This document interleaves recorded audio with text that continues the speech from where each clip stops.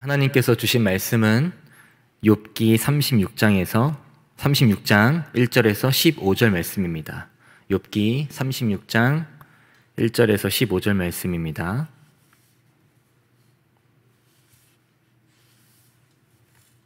제가 봉독하겠습니다.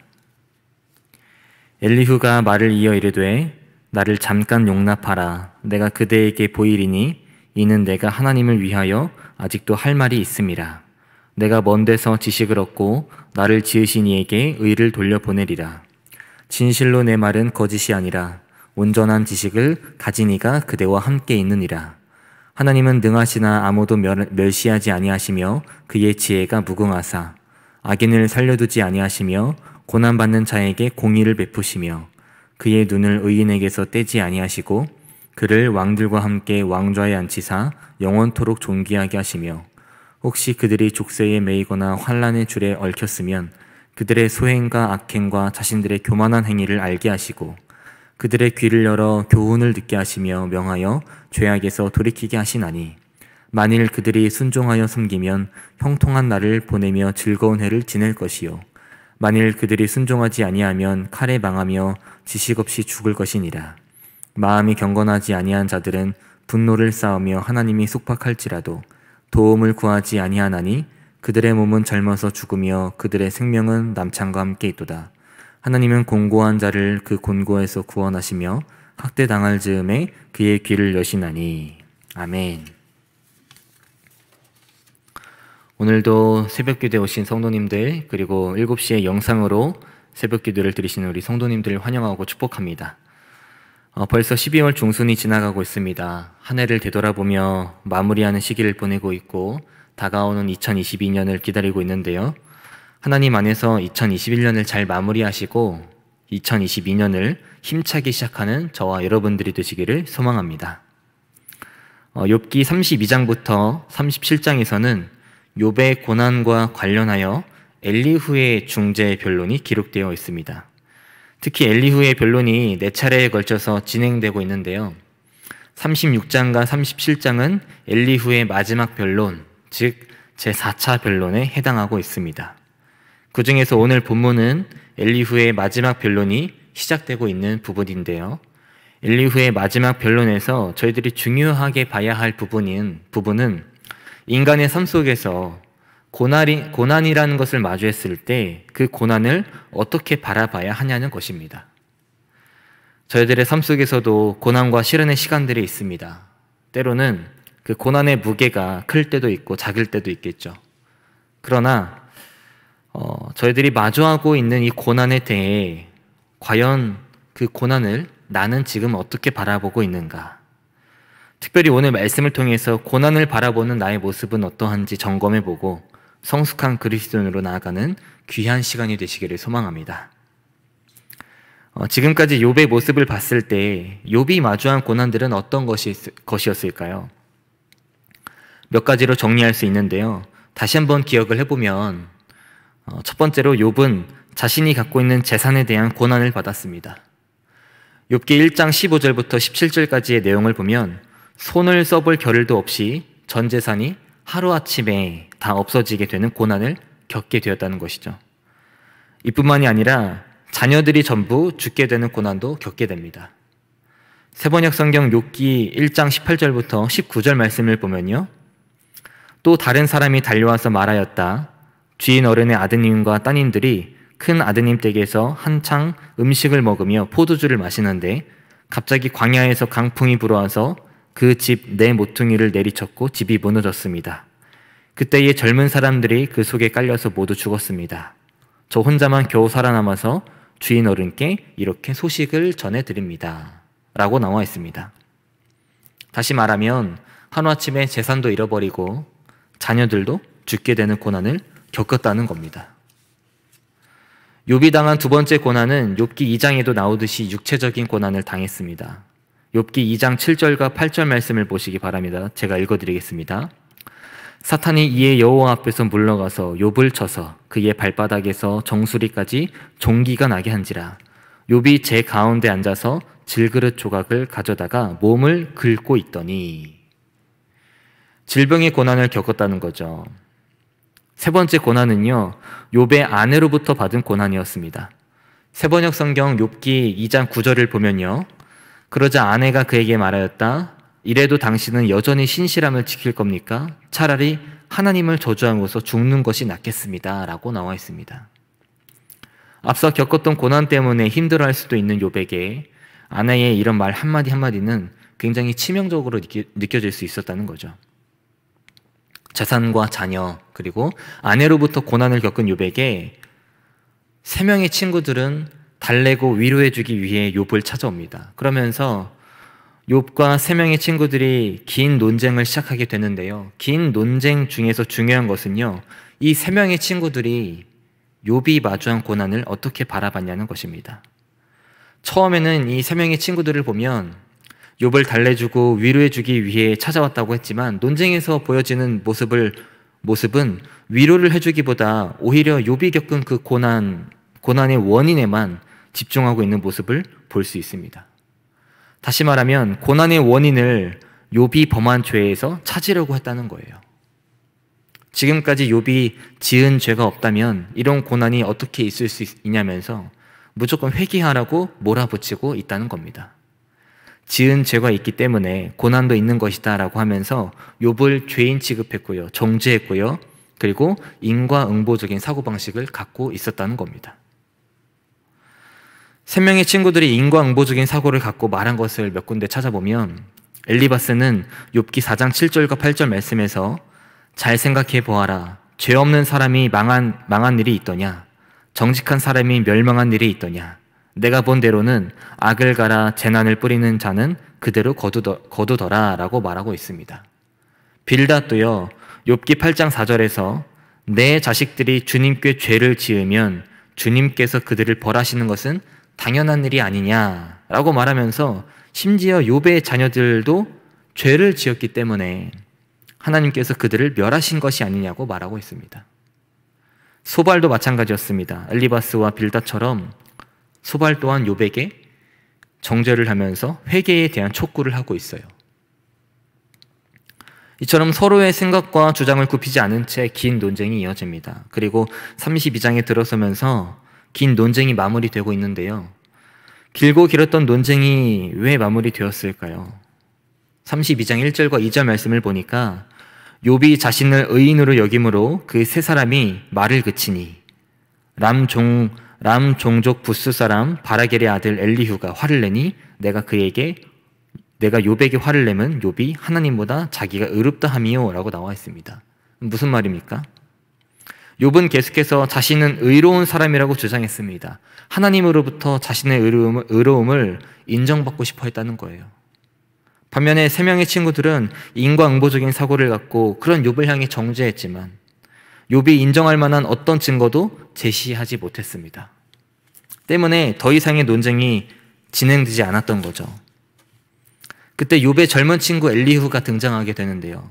엘리후의 주장을 보면요, 세 명의 친구들이 주장했던 것과는 크게 다르지 않다는 것을 발견할 수 있습니다. 오늘 본문 2절 말씀에 엘리후는 이렇게 말합니다. 하나님을 위하여 아직도 할 말이 있음이라. 말만 들으면 엘리후가 하나님을 위하여 투철한 마음이 있었던 것으로 볼 수 있지만 이것보다는 자신의 통찰력과 하나님을 위하는 마음을 과시하려고 하는 교만한 모습이 숨어 있다는 거예요. 또한 4절 말씀에 나오는 것처럼 자신을 가리켜서 온전한 지식을 가지니 라고 말하는 것을 봤을 때 세 명의 친구들보다 자신의 주장이 더 우위에 있음을 말하고 있고 교만한 모습을 볼 수 있다는 겁니다.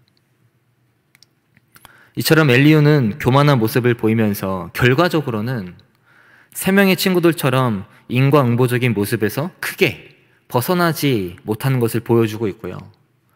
욥의 고난 또한 그의 죄에서부터 온 것으로 판단하여 세 명의 친구들처럼 정죄하고 있다는 것을 발견할 수가 있습니다. 5절부터 7절 말씀을 보시기 바랍니다. 하나님은 능하시나 아무도 멸시하지 아니하시며 그의 지혜가 무궁하사 악인을 살려두지 아니하시며 고난받는 자에게 공의를 베푸시며 그의 눈을 의인에게서 떼지 아니하시고 그를 왕들과 함께 왕좌에 앉히사 영원토록 존귀하게 하시며. 엘리후는 5절과 6절에서 하나님의 공의로우심을 언급하고 있습니다. 그러면서 악인을 살려두지 않고 고난받는 의인들에게는 공의를 베푸시며 그들을 지키시고 높이신다고 주장하고 있어요. 세 명의 친구들이 말했던 인과응보적 모습에서 크게 벗어나지 못하고 있다는 거죠. 그러나 이 앞서 세 명의 친구들과는 한 가지 차이점이 있습니다. 8절에서 10절까지의 말씀을 제가 세번역 성경으로 읽어드리겠습니다. 그러나 의로운 사람이라도 하나님께 복종하지 않으면 쇠사슬에 묶이게 하시고 고통의 줄에 얽매여서 벗어나지 못하게 하십니다. 그러는 동안에 하나님은 그들에게 그들이 한 일을 밝히시며 그들이 교만하게 지은 죄를 알리십니다. 하나님은 또한 그들의 귀를 열어서 경고를 듣게 하시고 그들이 악을 버리고 돌아오도록 명하십니다. 엘리야는 욥의 고난의 원인을 나름대로 해석해서 말했습니다. 즉 욥의 고난은 죄에서 돌이키게 하기 위한 하나님의 수단이라는 거예요. 죄를 지었으니까 하나님께서 고난을 주시는 것이다. 그러니까 얼른 회개해야 한다. 고난의 원인을 무조건 하나님의 징벌이라고만 말하면서 회개를 촉구하고 있는 이 세 명의 친구들의 주장과 비슷해 보일지 모릅니다. 그러나 엘리후는 고난이 하나님의 징벌이기는 하지만 그 징벌이 꼭 악인에게만 해당하는 것이 아니라 의인에게도 고난이 있을 수 있다라고 하면서 새로운 견해를 말하고 있다는 거예요. 그리고 그러한 고난은 죄를 깨닫게 하는 그 고난의 순기능을 말하면서 의인에게 궁극적으로 유익한 것이라고 주장을 하고 있습니다. 이 부분이 세 명의 친구들과 다르다는 겁니다. 세 명의 친구들이 바라본 고난에 대한 이해보다 한 차원 발전적인 이해라고 볼 수 있다는 거죠. 욥의 고난은 어떤 면에서 보면 욥 자신과는 아무 상관이 없는 고난이었습니다. 세 명의 친구들이 고난의 원인을 찾을 수 없었던 것은 조금도 이상한 일이 아니라는 거죠. 요한복음 9장 2절에 제자들이 예수께 물었다. 선생님, 이 사람이 눈먼 사람으로 태어난 것이 누구의 죄 때문입니까? 이 사람의 죄입니까? 부모의 죄입니까? 라는 말씀이 있습니다. 그러자 예수님께서 뭐라고 말씀하시냐면요. 예수께서 대답하셨다. 이 사람이 죄를 지은 것도 아니요 그의 부모가 죄를 지은 것도 아니다. 하나님께서 하시는 일들을 그에게서 드러내시려는 것이다 라고 대답하십니다. 무슨 말일까요? 제자들은요 태어나면서부터 눈먼 사람에 대해 질병으로 인한 그 고난이 그의 죄 때문인지 부모의 죄 때문인지를 묻습니다. 그러나 예수님께서는 그 사람의 고난은 누구의 죄 때문이 아니라 하나님의 계획과 결부시켰다는 거예요. 제자들은 그 사람이 눈먼 자로 태어난 원인과 배경에 집중했습니다. 하지만 예수님께서는 목적에 집중하고 계세요. 다시 말하면 예수님께서 관심 있으셨던 것은 이 사람이 왜 눈먼 자로 태어났는지가 아니라 하나님께서 이 사람을 통해 무엇을 하실지에 대해서만 관심이 있으셨다는 겁니다. 이와 마찬가지로 세 명의 친구들은 욥의 고난에 대해 그 원인이 무엇인지에만 집중을 했다면 엘리후는 고난에 대해 순기능을 말하면서 세 명의 친구들보다는 조금 더 발전적으로 고난을 바라봤고 의인도 고난 당할 수 있지만 그 속에는 하나님의 깊은 뜻이 숨어 있다라는 목적에 집중을 했다는 겁니다. 고난을 받는다는 것은 어쩌면 죄 때문일 수 있습니다. 엘리후가 말한 것처럼 질병이나 고난을 통해 죄를 회개하고 하나님께로 돌이키기 위한 수단일 수도 있다는 거죠. 그리고 죄와는 상관없는 의인이 고난을 당할 수도 있습니다. 욥이 그 상황에 놓인 거죠. 그와 같이 온전하고 정직하여 하나님을 경외하며 악에서 떠난 자는 세상에 없느니라. 욥기 1장 8절 말씀처럼 욥은 하나님께서 칭찬하신 사람이었습니다. 그런 사람이 고난을 받는다는 것은 어쩌면 이해하기 힘든 부분일 수도 있겠죠. 그러나 저희들이 알아야 될 사실은 욥이 당하고 있는 고난 뒤에는 그 속에는 하나님의 깊은 뜻이 숨어 있다는 것입니다. 팀 켈러 목사님이 쓰신 고통에 답하다라는 책에 이런 내용이 있습니다. 제가 좀 소개를 해드리겠습니다. 주님은 고난에도 불구하고가 아니라 고난을 통해 그분의 뜻을 이루고 계신다. 인류의 고난은 하나님이 감당하신 고난을 통해 마침내 극복되고 회복될 것이다. 역사 이면에 숨은 뜻을 우리는 다 알 수 없으며 어떤 목적이 숨어 있든지 우리를 향한 주님의 사랑 그리고 기쁨과 영광을 안겨주시려는 그분의 헌신에서 비롯되었음에 틀림없다. 고난은 고통스럽지만 그럼에도 불구하고 목적이 있고 분명 쓸모가 있다라는 글이 있습니다. 이처럼 저희들의 삶 속에서 때로는 인간적인 마음으로 정말 받아들이기 힘들고 이해할 수 없는 고난을 마주할 때가 있습니다. 그럴 때마다 고통스러움을 경험하죠. 하지만 저희들이 해야 할 것은 내가 마주한 고난의 원인이 무엇인지 그 원인에 대해 파헤치려고 집중하는 것이 아니라 그 고난을 나에게 마주하게 하신 하나님의 목적이 무엇인지 하나님의 뜻이 무엇인지 발견해야 된다는 것입니다. 다가오는 2022년 기대감과 희망을 갖고 출발해야 하지만 때로는 여전히 힘들고 어려운 시기 속에 놓인 저희들에게 이해할 수 없고 감당하기 힘든 고난을 마주하게 될 때도 있을 것입니다. 그래서 처음 품었던 그 기대감과 희망이 내 마음속에서 점차 사라질 수가 있어요. 그러나 그 고난으로 인해 내 안에 있던 기대감과 희망감이 사라지는 것이 아니라 고난을 마주하게 하신 하나님의 목적이 무엇인지 끊임없이 질문할 수 있어야 됩니다. 그리고 그 질문을 통해 고난 속에 숨어있는 하나님의 깊은 뜻을 발견하셔야 됩니다. 그리고 하나님의 목적과 깊은 뜻을 발견했을 때 하나님께 더 가까이 나아갈 수 있다는 기대감을 가질 수 있다는 것이죠. 언제나 하나님께서 기뻐하시고 성숙한 그리스도인으로 나가는 저와 여러분들이 되시기를 소망합니다. 그 고난 속에서 하나님의 깊은 뜻을 발견하고 고난 중에도 즐거워할 수 있는 그리고 고난 중에도 언제나 하나님만을 바라볼 수 있는 저와 여러분들이 되시기를 주님의 이름으로 축복합니다. 기도하겠습니다. 하나님, 오늘 말씀을 통해 세 명의 친구들이 바라보는 욥의 고난과 엘리후가 바라보는 욥의 고난이 어떻게 다른지 살펴봤습니다. 때로는 저희들의 삶 속에서 인간의 마음으로는 이해하기 힘들고 납득할 수 없는 고난을 마주할 때가 있습니다. 그래서 도대체 고난의 원인이 무엇인지 그 원인에만 몰두하여 하나님을 온전히 바라보지 못하게 됩니다. 그러나 고난 속에 숨어있는 하나님의 깊은 뜻과 나에게 고난을 마주하게 하신 하나님의 목적을 발견할 수 있도록 인도하여 주시옵소서. 그 깊은 뜻과 목적을 발견했을 때 하나님께 더 가까이 나아갈 수 있는 축복, 하나님과의 관계가 더욱 견고해질 수 있는 확신을 갖고 그 고난들을 이겨낼 수 있도록 역사하여 주시옵소서. 이 시간 우리 수표교회를 위해 기도합니다. 이 땅 위에 우리 수표교회를 세워주신 이유와 뜻이 있을 줄 압니다. 어렵고 힘든 세상 속에서 우리 수표교회를 통해 하나님께서 하시고자 하는 일이 무엇인지 하나님의 마음을 구할 수 있도록 붙잡아 주시고 교회의 담을 넘는 선교적인 교회로 나아가 하나님 나라를 확립해 가는 데에 앞장서는 도구로 사용될 수 있도록 인도하여 주시옵소서. 또한 예수님을 모르고 살아가는 이웃들을 위해 하나님의 사랑 없이 살아가는 이웃들을 위해 우리 교회가 그들에게 희망을 전하고 하나님의 사랑을 전하는 데에 쓰임받을 수 있도록 함께하여 주시옵소서. 이를 위해 김진우 담임목사님께도 날마다 성령 충만하게 하셔서 전하시는 말씀마다 생명을 살리는 말씀, 잠자는 영이 깨어나는 말씀을 선포하며 항상 피곤치 않도록 붙잡아 주시옵소서. 자비로우신 하나님, 다음 세대를 위해 기도합니다. 영유아 유치부부터 청년부에 이르기까지 나의 신앙 지키기가 어려운 시대를 살아가고 있습니다.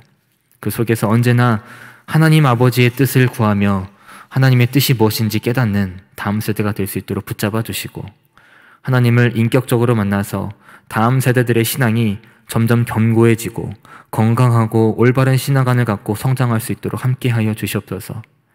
특별히 우리 교회에 25명의 수험생들이 있습니다. 수능을 치른 이후에 남은 과정 속에도 함께해 주셔서 하나님의 뜻을 따르고 이들을 향한 하나님의 비전이 무엇인지 발견하고 깨달을 수 있도록 인도하여 주시옵소서. 그래서 25명의 모든 수험생들이 어디를 가든 하나님께 쓰임받는 일꾼으로 나아갈 수 있도록 함께하여 주시옵소서. 우리 교회에 안나선교회, 모세선교회 등 귀한 신앙에 선배되는 성도님들이 있습니다. 몸과 마음이 약해진 이때지만 속사람은 날로 강건해질 줄 믿습니다. 언제나 하나님의 사랑과 화평을 누리며 살아가는 귀한 성도님들, 하나님의 나라를 확립해 가는 데에 앞장서는 성도님들이 될 수 있도록 함께하여 주시옵소서. 또한 참으로 어렵고 힘든 시기에 신앙의 선배님들의 모습을 본받아 저희들도 하나님께 쓰임받는 일꾼으로 나아갈 수 있도록 인도하여 주시옵소서. 이 시간 귀한 예물 드렸습니다.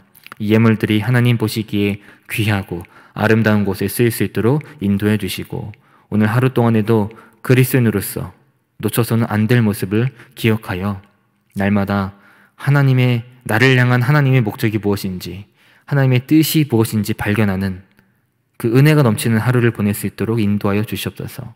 감사드리며 우리의 소망 되시고 구원자 되신 예수 그리스도 이름으로 기도드립니다. 아멘.